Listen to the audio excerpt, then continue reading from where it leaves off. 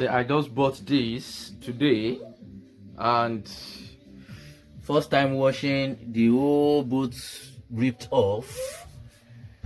It's all ripped off. Can you see? This is really bad. This is really bad. I don't usually give bad review, but this is really bad. I don't know what to do now.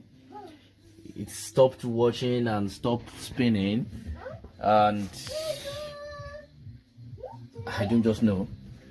So I think this is a very bad product. It's a very bad product to actually purchase. If not, first time washing and it's all ripped off.